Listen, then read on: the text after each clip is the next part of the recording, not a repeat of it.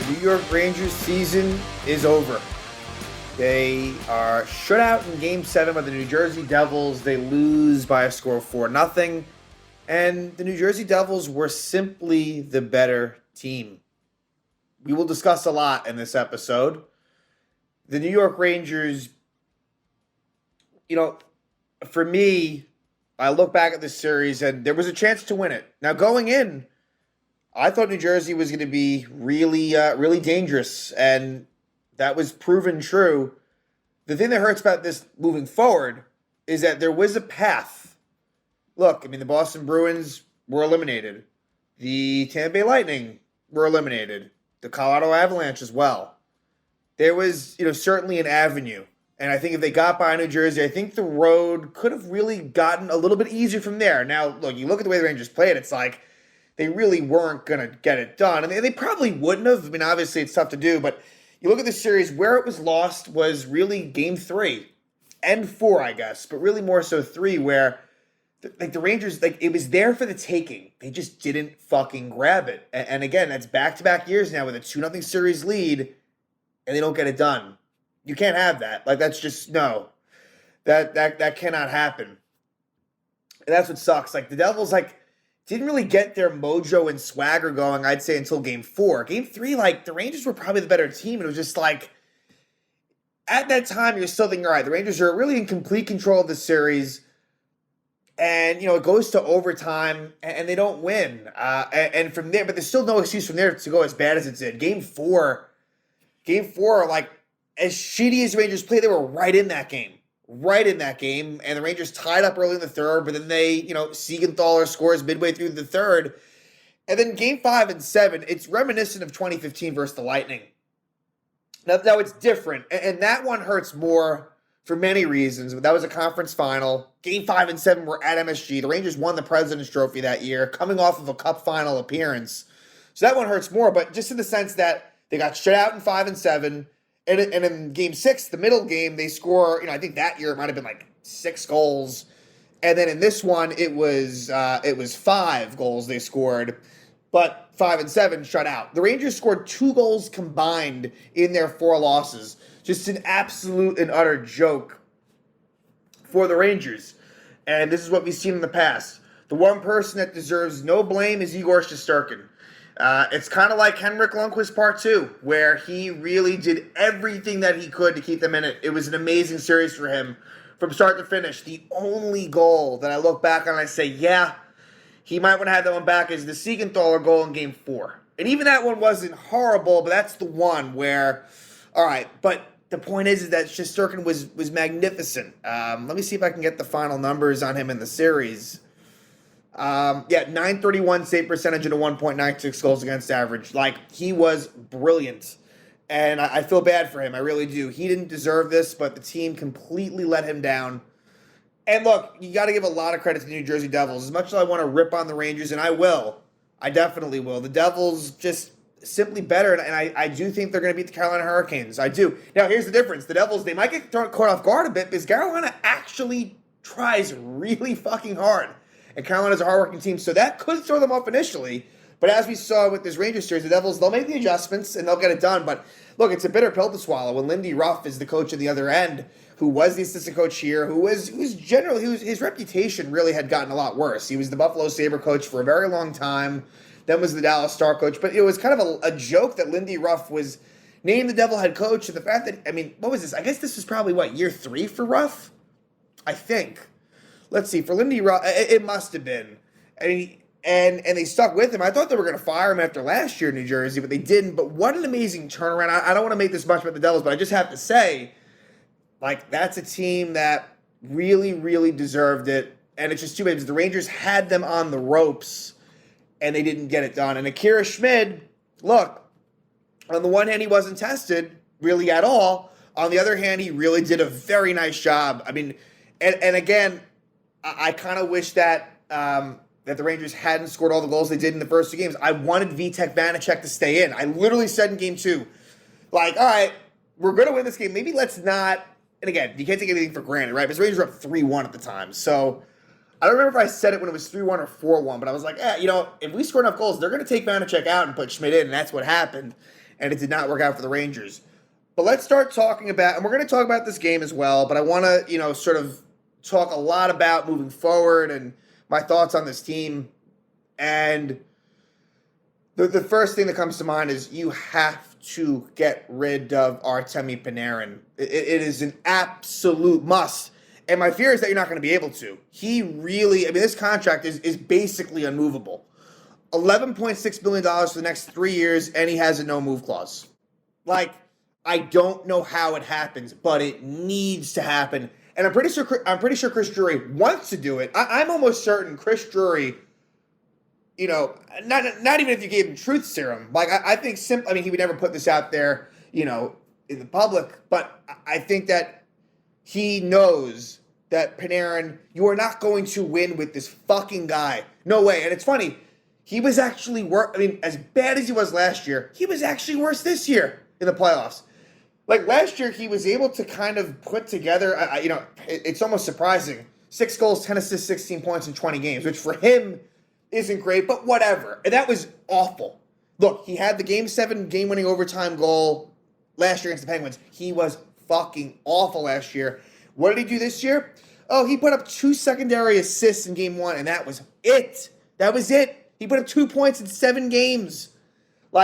You're not going to win with him. And so goal number 1 needs to be to trade Artemi Panarin. I warned everyone. I said it for a long, long time. And they did everything they fucking could to make him happy. They brought in Vlad Tarasenko, which I agreed with. The Tarasenko-Mikkola deal, I was fine with that. And they also had to bring in Patrick Kane. They fucking had to do that. And you know what? I don't care that he forced his way here. Sorry, Patrick. We don't want you. Sorry. And there's I'm not even entertaining the possibility of bringing him back. No way. No way. That's done. Patrick Kane's played his last game as a Ranger. So, but it falls on Artemi Panarin more so. They tried to do what they could for him. Now you have to go. Or you have to find a coach that is willing to hold him accountable. And that's where Gerard Gallant comes in. I'm not going to be on the bandwagon of fire Gallant, but if you ask me what I'd prefer him to stay or go, I would say go. But if he comes back, it's okay. It's more the player's fault. But look, Gerard Gallant clearly was not able to get through to these guys. He wasn't. He give him so much credit for what he's done these 2 years. Really, he really helped turn this team around. Last year, they were really, a very hardworking team that played like a team. Look, I don't think Gallant, in terms of X's and O's and structure, I still don't really know what it's all about with Gerard Gallant, and can he make the adjustments? I don't think so, and that's where I say get rid of Gallant, but someone's got to get through to Artemi. If Artemi Panarin's still on this team, someone's got to get through to this guy, because he is just controlling everything that happens and not doing shit about it. I don't care about the leg kicks or any of that. He needs to go. You know what? If you got to give him the Ryan McDonough Tampa Bay treatment, do it. And basically what they told him was, all right, we don't want you anymore, and you have a no-move clause. Let us know where you want to go. If not, we're putting on waivers. Now again, I don't think that's going to happen, and it's a different situation. Panarin makes double the money that McDonough does, and there's 3 more years on the contract. So if you ask me what I think Panarin will be back, which is really disappointing, because as long as he's on this team, and as long as he has the role he has, this team is going nowhere. So that's my biggest thing is Panarin. The Kane stuff, it's that was, I hate that, and that was classic Ranger shit in terms of bringing in the big name, but he'll be gone. We don't have to deal with that. We have to deal with Artemi Panarin for the next 3 years, potentially. That's a problem. That's a major, major problem. So it'll all have been worth it. If somehow Panarin is gone in this offseason, then losing the first round was worth it, honestly. Because, like I said before, as much as the path was there, with him playing this way, you weren't going to... he has way too big a role in this team to have done anything. But that's just the first person. I want to now... Let's talk about the game, and then I want to jump back into some more players and thoughts as far as what to do and just, my evaluations on these players. But I just wanted to single out Panarin because it's just... it's beyond the point of even, debating this guy is not built for the playoffs at all. And look, not for nothing too. It was a small sample size. He was awful in that Carolina bubble series in 2020. It was absolutely a joke. And I think that under Tortorella in Columbus, I think he did play pretty well in the playoffs. Obviously, they upset Tampa. But I think that, look, with Chicago, I think part of the reason why Chicago traded him is for this reason. They did not perform well in the playoffs with Artemi Panarin. And so I think that was part of it. But Rangers-Devils game 7. And it's funny, right away there's a 2-on-1. And Zibanejad and Kreider, and Zibanejad either shoot it or fucking pass it quickly. Nothing happened. That was a sign of things to come. Where Mika, and I'll give him a pass in the fact that he was really, once he got going last year, he was really good in the playoffs. So I can't rip everyone, but look, let's be honest. Mika Zibanejad, this is a bad series. Really bad series for him. Came through in game 6, but it was a bad series for Zibanejad. So the Devils were the better team really all night. Shesterkin did everything he could. But, hey, the Rangers were, keeping it scoreless for a long, long time. A long, long time. And, here's the biggest problem. The Rangers went 0 for 4, really 0 for 3. I guess really 0 for 2. I think the Rangers had 2 full power plays. And then a couple of them were shortened power plays. But the stats show they went 0 for 4. And they gave up a shorthanded goal, which we will talk about. You are automatically losing. I said, if the Rangers don't score a power play goal, it's an automatic loss. They're not good 5-on-5. If they don't score on the power play, it's done. And that's what happened. So Tyler Mott draws a penalty. And look, Mott, who's an unrestricted free agent, fine with bringing him back. He drew a couple penalties tonight. Gives you a little bit, I think if the price is right for Mott, I think that I'm totally fine with bringing him back, but we shall see. Mott is tripped by Nathan Bastian at 2:33, and then the Rangers at 3:07. It's an Adam Fox holding penalty of Nico Hischier. Really bad job by the Rangers and Adam Fox. It was just the beginning on what probably was Adam Fox's worst game as a New York Ranger in terms of the importance of this game being Game 7. Adam Fox, for the first time, I think Ranger fans, it's wow, you're legitimately disappointed with Adam Fox. It was really, really bad what he did tonight. But he takes a penalty there, so it's 4-on-4 for a while. Then the Rangers draw another. It's Mott again. And again, the Devils are really, doing well here.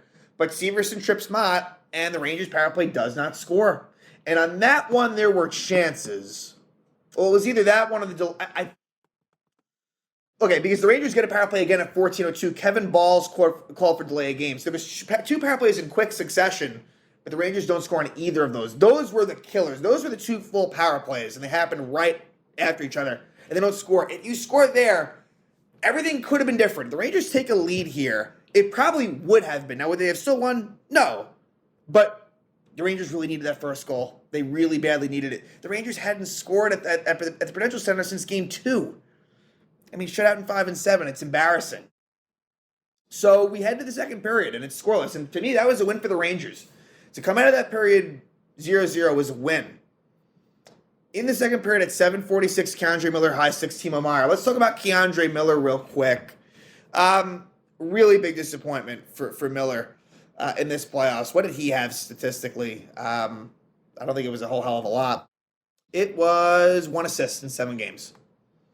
1 assist. So for K'Andre Miller, who's a restricted free agent, you got to hope that the contract that he's going to get is going to be a lot less than what we originally thought. And for K'Andre, look, in terms of, because I kind of have to pick and choose what I want and what I don't want. I want K'Andre Miller as part of this, as part of the future of this team. I do, but wow, it was bad. Really, ever since the spitting incident, it was mostly bad for K'Andre Miller. So. And let me see last year for Miller. And again, stats don't tell the story. Yeah, look, 2 goals, 5 assists, 7 points in 20 games last year. Nothing overly crazy, but I just felt like it was a better, this was a step back. Even though for K'Andre during the regular season, he did have a pretty great, the points were there at even strength. Look, I think K'Andre, the upside is too high, but look, it was bad for K'Andre Miller this series, definitely. So let's see. He is called for high sticking Timo Meier. Then at 8:57, Brat trips Goodrow. So, I've been hard on the fourth line, but tonight, the fourth line was all right. They're all right. My thoughts on Goodrow is that, look, I think that he's going to be gone. Just because I don't know how it works otherwise. Goodrow, like the contract, he's got 4 more seasons at $3.6 million. I think he served his role. Now, look, you want to have more guys like that, but the speed, like Goodrow, the Rangers need to improve upon their speed. To me, that's a big objective for this team is to get faster. And Goodrow and you can get speed in the fourth line. Goodrow doesn't provide that. So while I like what he brings to the table, I think that, parting ways with Goodrow makes sense. The contract just simply is not good, and it's not going to get any better. So while you could do it, I think it's in the best interest to trade him, and I think that will happen. I kind of, you never know with situations like this, but I do think that that's likely to happen. So now it's 4-on-4, and the Rangers do a pretty good job on this 4-on-4. Here's where things get fucked up. The Rangers, you want to have puck possession, right? Because you're going to get the power play with, about a minute plus, minute 10 seconds maybe on this power play. And Adam Fox has the puck in his own zone, and he's just standing there, and he turns it over. And it's a terrible turnover. I think he turned it over twice. Then Chris Kreider falls. And look, for Chris Kreider, who had a really good series, obviously, he can, 6 goals, really was great last game. But look, Kreider was bad tonight. He was a -4. It was a bad game for Chris Kreider. And that's happened. Look, obviously the sample size is large for him. He's played in a bunch of big games. And look, at times Kreider has disappeared or he just wasn't good tonight. And it's funny, Kreider says all the right things, holds himself very accountable. But it's like in the moment, it's like, where are you? And tonight it's like it was a classic case of Kreider just kind of not really being like all that engaged, it felt like. And so... and of course, Andre Palat is the one that sets this up. And Andre Palat is one of the biggest Ranger killers of recent memory. We talked about 2015. Palat was a major, and he scored one of the 2 goals. It was Killorn and Palat. To this day, I kind of forget who scored the first goal. I think it was Killorn, but I'm almost certain that those 2 guys got the goals. And Palat last year, Palat in Game 3, the game that I go back to the most, he was the one that scored the OT winner. And Palat, and I believe he might have had the winner again in Game 5 in a devastating loss at the Garden. So Andre Palat, an absolute Ranger killer, sets it up, and Michael McLeod in front of the net scores his first goal of the series. A huge goal for Michael McLeod. Zibanejad was kind of sliding. It was a mess, mostly Fox, but a little bit for Kreider and Zibanejad. And what could have been a power play chance ends up with a shorthanded goal for the Devils. That was an absolute killer, devastating. And the Devils take a 1-0 lead on the McLeod goal. And from there, it didn't really get any better. Didn't get better. At 15:39, and again, the Rangers don't score on the remainder of that power play. There were some chances, maybe not much. And Tomas Tatar scores his first goal of the series from Marino and Hischier and gives the Devils a 2-0 lead. This was a play where easy zone entry for the Devils. Marino makes the play to the net. It doesn't go in, but then he sticks with it, goes to the corner, and finds Tatar open in front. This was a play where I think blame goes to a couple of different players. Tarasenko, not great. And Kreider, I'm not really sure what they were doing. They kind of went away from the net when they should have been going towards the net. It's like the coverage was bad. And Mikkola struggled on that play as well. Speaking of the Blues guys, I would like to bring Tarasenko back. I don't know if it's going to happen, though. And I'm not going crazy to do it. But, I thought Tarasenko was a good fit. If you can find the right match, I'd like him back. But at the same time, my prediction is that he will be gone. With Mikkola, I liked what Mikkola brought to the table. But again, that's another thing where I don't know if it works out there as well. Again, the Rangers are going to be tight on cap. So I don't know if it happens, but I did generally like Tarasenko and Mikkola. I think with Mikkola, I think it's differing opinions among the fans, but I thought that he did a pretty good job. And so if they brought him back, I'd be fine with that. But again, I certainly don't think both of those guys will be back. But it's 2-0 Devils with that Tatar goal. And from there, I'm thinking this game is done, and it would be done. The score remains 2-0 Devils. Tarasenko had a chance late in the second on a deflection play. But it's 2-0 Devils. The Rangers did switch a couple of things, and it kind of made sense. They went back to the kid line, and the kid line had a good the kid line played well, but the results weren't there. The kid line, I thought, had some good shifts, but the results were not there. And let's talk about them real quick. And by the way, just staying on the line subject, they went to Trocheck centering Panarin and Kane. So, that was the change. But with the kid line, Hedl, major disappointment in terms of expectations. I expected Hedl to be the best of the three. Hedl was nowhere to be found. And with Philip Hedl, he got the contract. I think the contract was a good one for him and the team. It was $4.44 million for the next 4 seasons. But Hedl is very, very, very streaky. And for him to, this playoffs, 1 goal, 3 assists, 4 points in 7 games, and the 1 goal was an empty net goal. So for Phil, disappointing after what was a breakout performance last year in the playoffs. He scored 7 goals in 20 games. This was tough. And so for me, in terms of expectation, he was the biggest disappointment.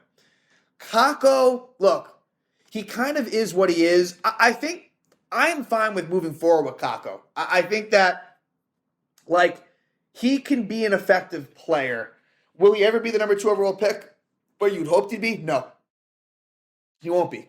He definitely won't be. But is this a guy that can put up 20 goals, 20 assists, 40 points, play responsible defense, and just be a great possession puck player? Yes. So with Kakko, it's only $2.1 million, of course, next year. Then he's a restricted free agent. I would move forward with Kakko and not really even think about moving him. Alexis Lafreniere is a different story completely. Total. Look, he's a bust. Let's just call it what it is. No points in the series. Just a major disappointment, Alexis Lafreniere. And with him, I'm not looking to trade him, but let's just kind of recalibrate here. Don't think that the breakout's coming. It's probably not. It's probably not going to happen for Lafreniere. Really just bad. And look, blame goes to the organization and blame goes to the players for their failure in development. But with Lafreniere, I guess I'll put it this way: if you could fool a team into getting a good return back for him, I would probably do it. I'd probably do it. So I'm really down on Lafreniere.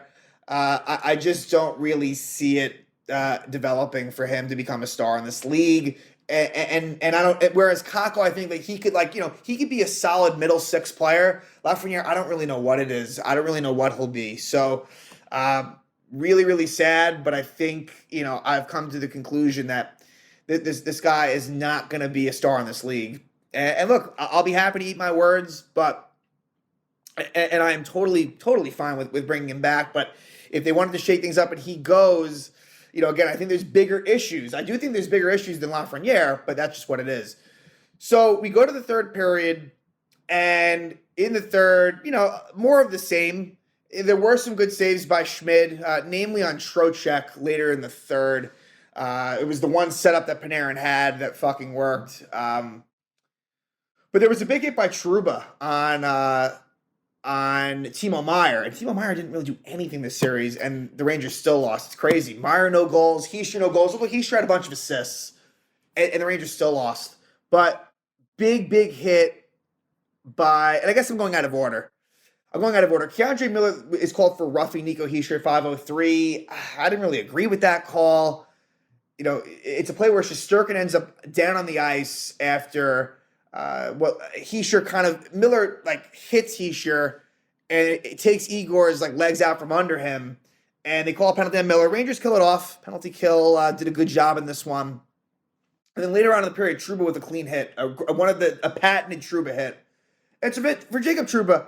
I'm not a big fan of Trouba. I'm really not. The $8 million is way overpaid. 3 more seasons of him as well. But in me picking my battles, I think, look, you got to stick with him. I just think that his role should be less. But the problem is, do you want a third pair defenseman making $8 million? You don't. But I think you certainly got to take him off that second unit. And look, Trouba as a captain, I didn't like it, but I get it. And so for him, it's the offensive ability that he once had with Winnipeg is basically shot. It's basically shot. He took a step back offensively this year. Last year, he had 39 points in 81 games. So whereas this year it was 30. So for Trouba, again, I don't really like him like as a player, but I do think that, again, in kind of deciphering what to do, and again, with him too, he has a no move clause also. So even if you want to get rid of him, but they won't. He was just named captain. He'll still be here, but I don't know if he makes it through that contract. So yeah, and as the third moves along, the Devils eventually score. I believe it was a 3-on-2 one-timer. Eric Haula, who had a really good series for the Devils, and look, Haula for Zacha ends up the trade with the Bruins ends up being a good trade for the Devils in the playoffs. Halla's fourth goal of the series from Hughes and Palat gives the Devils a 3-0 lead. Then the Rangers pull the goalie up, down 3, and Jesper Bratt. So Bratt was another guy who gets the one goal here, an empty net goal, his first of the series from Marino. And the Devils win this 4-0. Akira Schmid absolutely stonewalls the Rangers. And I'm curious to see how he does versus Carolina. I could see continued success, but the difference is Carolina will test him more. But I think that Schmid, the real interesting thing would be let's say when it gets to Toronto or Florida, that's when it might get tough. But the season is over. And for the Rangers, it'll be very interesting to see what happens this offseason. In talking about some of these players, just going through the list here, the Rangers basically, they, Vinny Trocheck, someone that kind of flies under the radar. It was disappointing. I thought it was a disappointing playoffs for him. Someone who I thought really could have been a difference maker as a replacement for Ryan Strome. Really wasn't that. With Trocheck, I like that he's one of the few guys that has speed to his game, and there is a bit of an edge. So with Trocheck, I just think that he's probably